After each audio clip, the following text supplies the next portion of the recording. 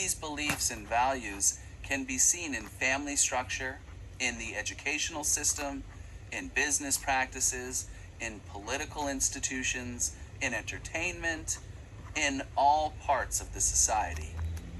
A person who focuses on traditions alone probably won't see the whole picture when it comes to the United States. People from other countries have trouble identifying an American culture. To be fair, I have to say that is understandable. Not even the best minds in the country agree on the basic nature of US culture. So today, I want to talk about ways of looking at US culture. I'm going to contrast 3 ways that US culture has been seen and discussed over the years. Then you can decide which point of view seems the most logical to you. We'll take a look at the older single culture view, a newer multiculturalist view, and finally, a third view, which I'll call the pluralistic view. So first is the single culture view of the United States as a melting pot. A melting pot, literally, a pot in which metals like iron and chromium are melted in order to blend them, is the traditional metaphor for the way different groups of immigrants came together in the United States.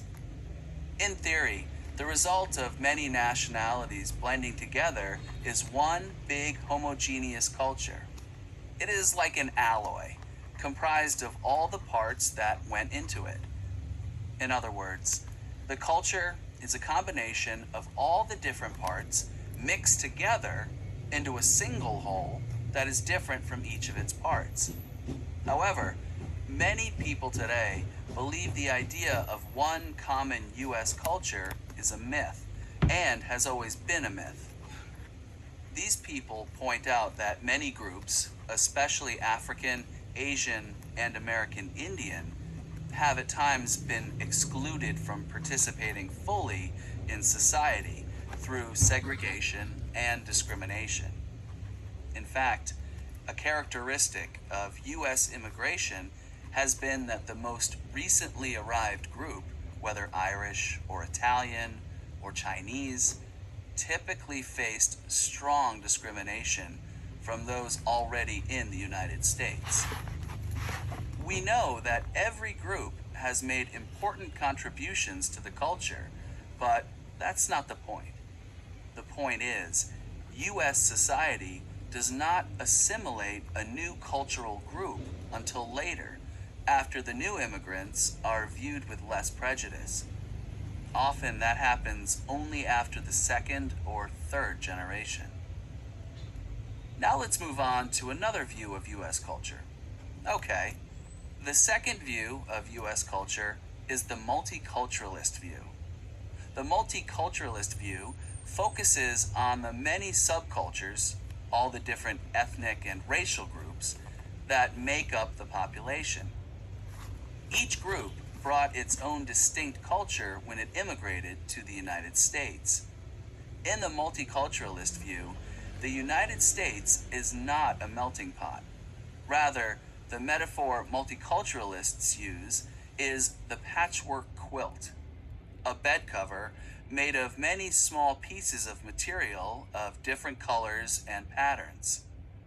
The metaphor of the patchwork seems right to the multiculturalists because they see the United States as a mosaic of separate subcultures, each one distinct from the others.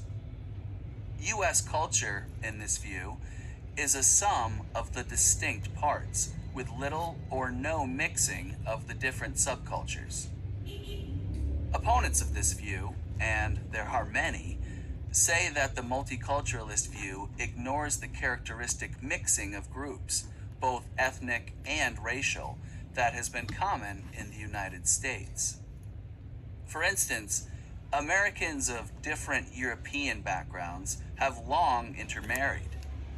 Many Americans today are a combination of 4 or more ethnic and racial backgrounds, and often more than they can keep track of. Now, I don't want to imply that the United States has overcome its race problems. Far from it. but recent census statistics do indicate more mixing than previously. First, in 2010, 15% of new marriages in the United States were between people of different races or ethnicity. These marriages include combinations of whites, blacks, Latinos, Asians, and American Indians. Second, of the 1.6 million children in the United States who are adopted, about 18% are of a different race than their adopting parents, making their families multiracial. These children were either American children of another race or children from abroad, especially from Asia or Latin America. Intermarriage and adoption of children of another race make a difference in how people in a family look at themselves.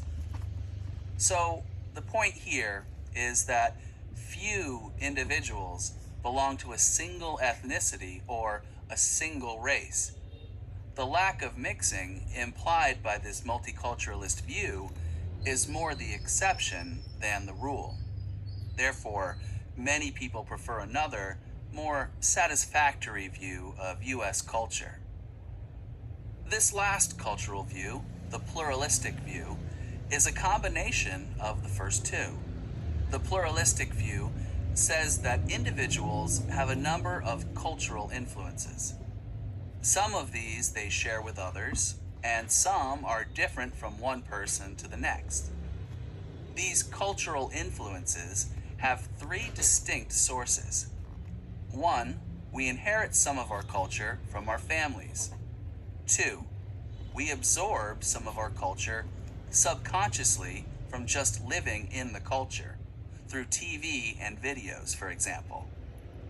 And three, we choose some cultural influences that we find attractive from the many subcultures in the United States. In this way, the population shares a large portion of common culture, but people also have individual cultural characteristics that make them different from others. Furthermore, the pluralistic view recognizes the strong role of assimilation, of becoming part of the larger group. With assimilation, individuals become part of the larger culture by accepting much, if not all, of that culture.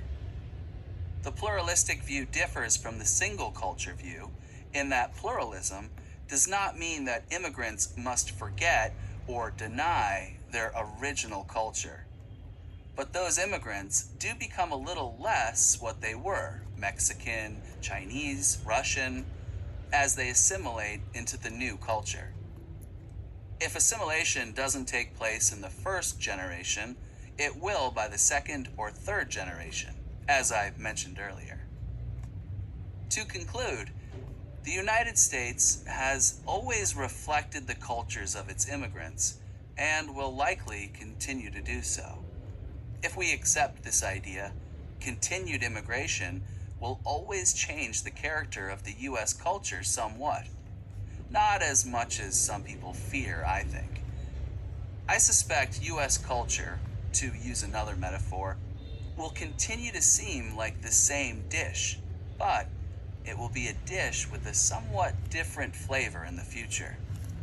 In the future, the real challenge of the United States as a culture may well be whether its ideal of tolerance is a reality.